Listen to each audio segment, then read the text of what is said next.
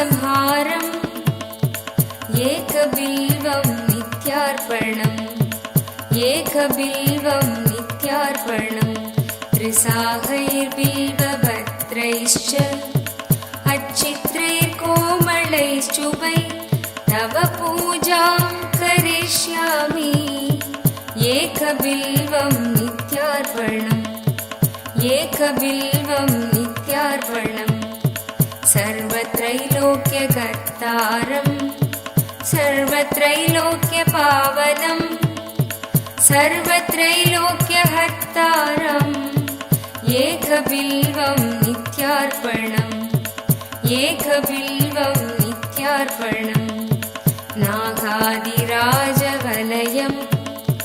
नागहारेण भूषितम् नागकुण्डलसंयुक्तम् एकबिल्वं नित्यार्पणम् एकबिल्वं नित्यार्पणम्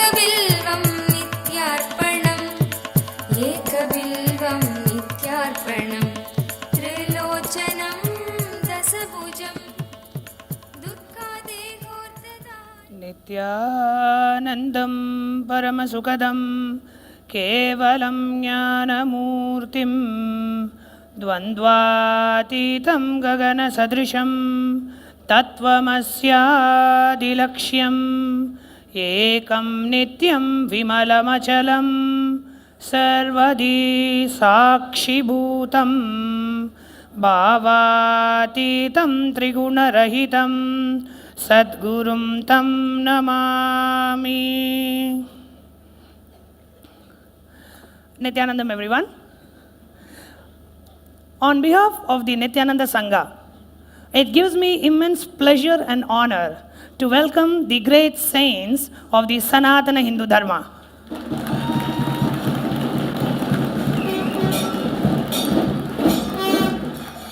Today, sharing the stage with Swamiji, we have some of the top administrative and governing bodies of the Sanatana Hindu Dharma represented by the Akhadas.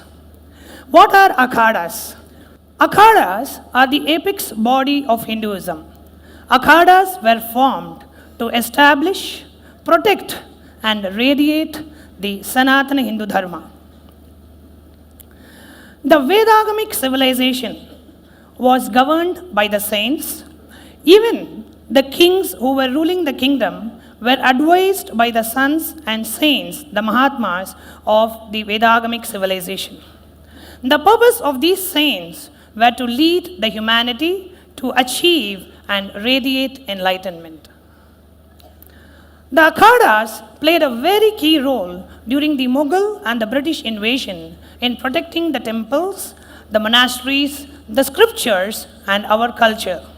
If Sanatana Hindu Dharma is alive today, it is because of the Akhada and the sons of the Akhada. So on behalf of the Nityananda Sangha, I really thank all the sadhus and the Akhada Mahants for being here, for protecting the Sanatana Hindu Dharma.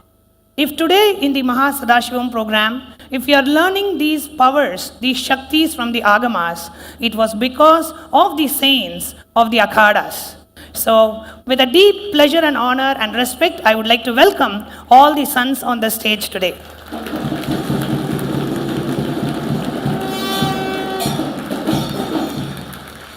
Now coming to the Mahanirvani Akhada. There are 13 major Akhadas, out of which the Mahanirvani Akhada is the oldest apex body of Hinduism, institutionalized by the great incarnation sage Kapila.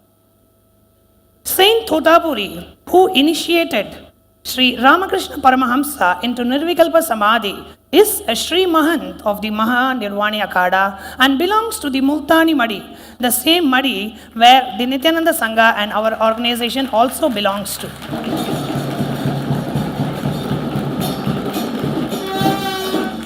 I would now like to introduce the saints on the stage today, starting with Sri Mahant Ganga Sagar Bharati.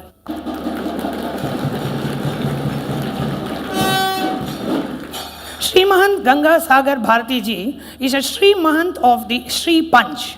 Sri Mahant is the highest administrative title anyone can receive in the Akhada system. The Sri Panch, of which he is one of the members, is the core governing body of the Akhada.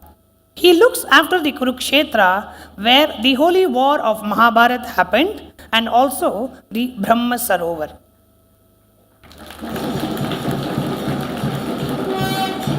Next, I would like to introduce Sri Mahant Vishwanath Giri, who is also the Sri Mahant of the Sri Panch. Sri Mahant Vishwanath Giri, he looks after the Haridwar Monastery, the Sangameshwar Mahadev Temple, many educational institutions, and also looks after the Anadhan of the Akhada. We welcome Sri Mahant Vishwanath Giri ji.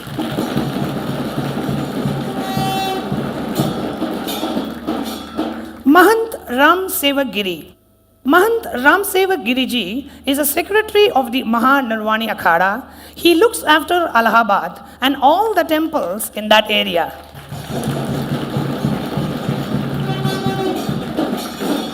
Sri Mahant Ram Sevak Giri ji also organizes the Kumbh Mela, which is the world's largest gathering of humanity.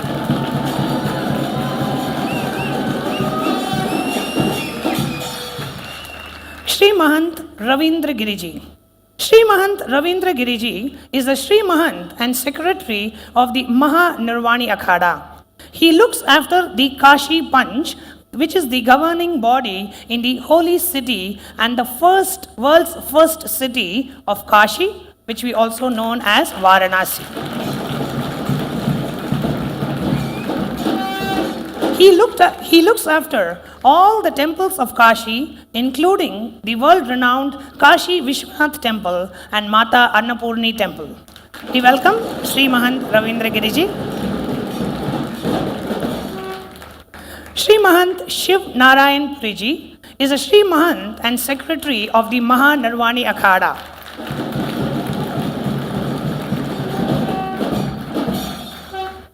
He looks after the Bharjagiri in Nasik in western India. He also looks after all the temples and agricultural estates in that region. We welcome Sri Mahant Shiv Narayan Puriji.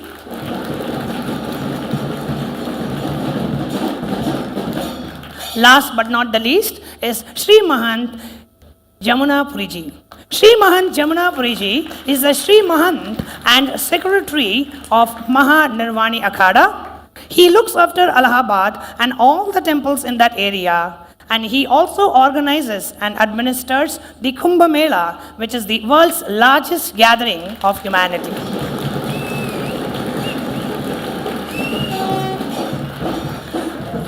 I now request Swamiji to welcome all the saints on the stage today.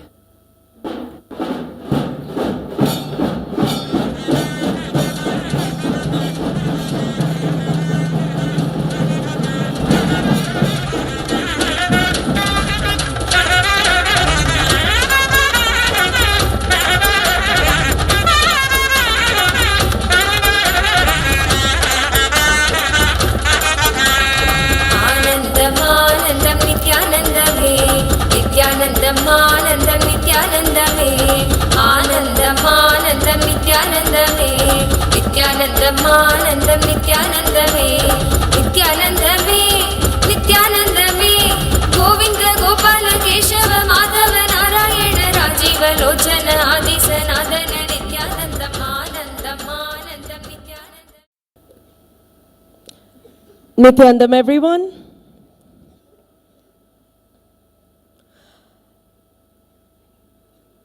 Let's begin with a homage to the embodiment of Maha Sadashiva, the one who has led all of you to manifesting unimaginable never before told extraordinary Shaktis of Mahasadashiva in the form of an avatar who you can bow down to, revere, treat as your friend, by whom you feel cherished and protected, in the form of His Holiness, the great avatar Paramahamsa Nityananda.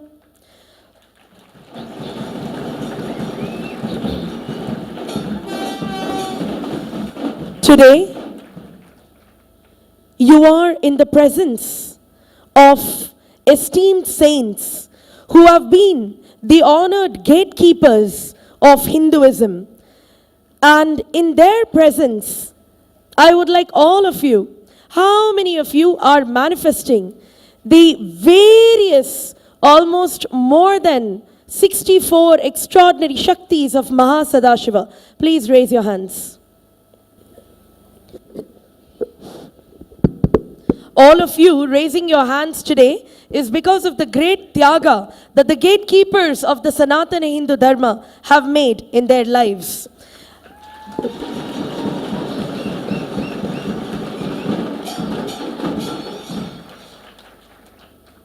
Even the term sacrifice is it falls short of the meaning of tyaga. In tyaga, there is no suffering. In sacrifice, there is suffering. If you know the history of the various bodies that the great saints on stage represent, you will be astounded. It will move you. You will feel, did it take this much for me to come and sit at Swamiji's feet today and experience all these powers? Just for humanity to have a massive superconscious breakthrough. Something that we have been waiting for the last 10 million years to experience.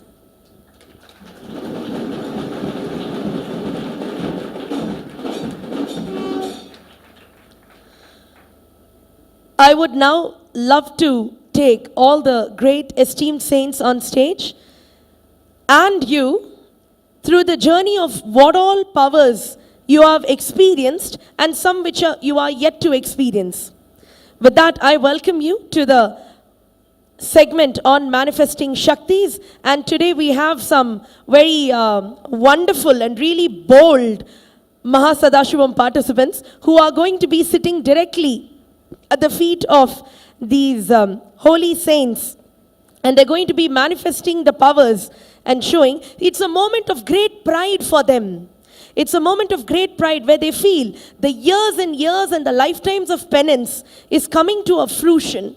It is coming to a live result where humanity is getting so empowered, where humanity is getting to live in the state of Sadashiva, radiate the space of Sadashiva, and manifest the Shaktis of Sadashiva. With that, let us begin. I would like to tell you, at the most recent program survey that we conducted for Mahasadashivoham, we found that the percentage of people manifesting at least, that means 11 or more extraordinary powers, is 98%.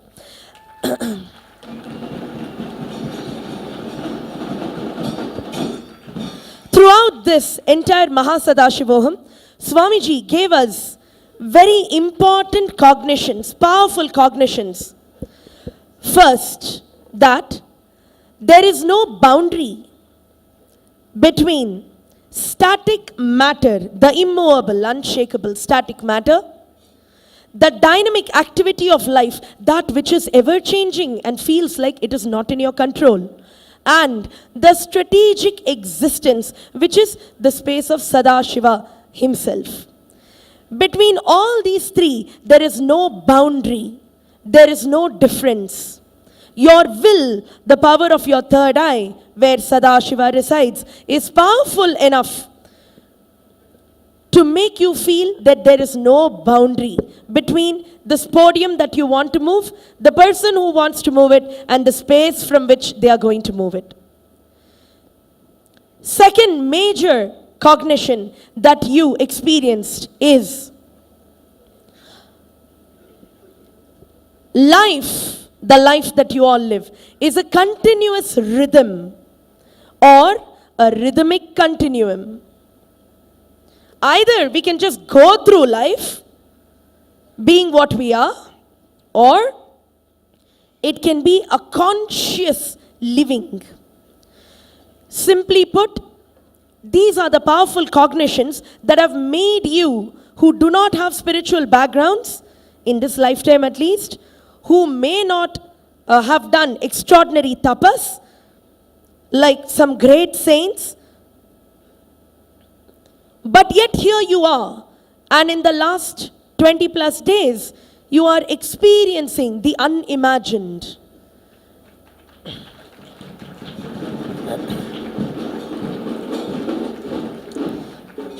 Throughout this entire journey of Mahasadashivam, starting from the day one, you were led into extraordinary powers. I want to actually break down the categories for you. First, we started with 21 powers of the third eye. I'm going to actually take you through all these powers so that you see how your journey has been. First, and to all of the esteemed guests on stage also, I would like you to see what the people over here are capable of doing. Power to reveal the pulse rate of a person just through the third eye in seconds.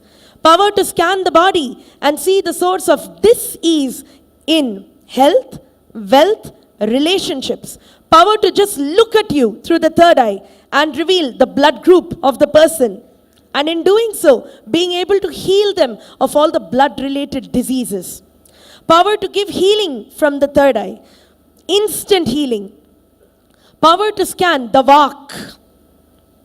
Healing the negative dead weight that is being cherished in our Vishuddhi. Often this is what projects the life that we see in front of us. Power to use remote vision and describe unknown places, absolutely places that you have never seen, never experienced.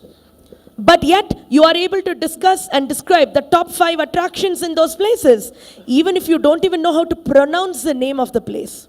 Power to use the remote vision, your third eye, to scan and reveal problems in the living spaces, identifying Vastu doshas. I know people here who have identified problems in the living places and healed the migraines of the person sitting here instantly in the same moment. Power to read our own mind, manifest powerful cognitions. Power to scan and see other people's minds and see what is it affecting their health, wealth, relationships. Power to answer any question in the existential universe. Power to scan any picture that you show and describe all the details of what happened on that day to those people. Who are those people? What diseases are they having? Are they alive? Are they dead? Any single thing. Power to scan and see happenings in the past for the person which is affecting the present and therefore even the future and changing it. Power to give third eye solutions for critical decisions. One thing that the Nityananda Sangha has become very popular for.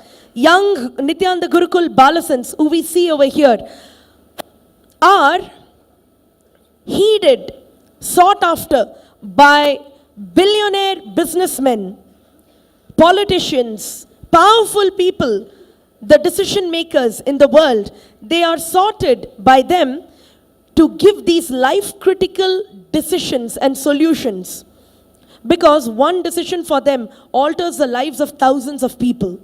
They are not able to take the risk because they don't have all the knowledge. That is why young little kids in the form of the Nityananda Gurukul Balasans and the Nityananda Sangha are sought after. Now, you Mahasadashivam participants are granted the same boon and Shakti by Swamiji.